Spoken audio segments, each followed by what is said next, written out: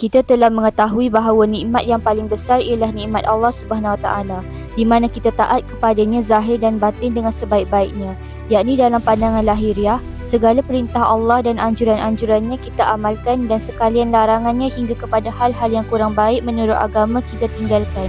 Sedangkan pada hal-hal yang sifatnya batin dan hakikat, kita selalu menyerah kepadanya, yakni reda atas qada dan qadarnya di samping hilang sekalian penyakit hati dalam kalbu kita.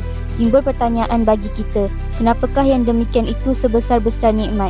Jawapannya ialah seperti apa yang diungkapkan oleh Imam Ibnu Athaillah As-Sakandari dalam kalam hikmahnya yang ke-110 sebagai berikut. Tidaklah tiap-tiap orang yang telah tetap penentuannya dari Allah dengan hal-hal yang luar biasa, bererti telah sempurna kebersihannya dari segala penyakit hati.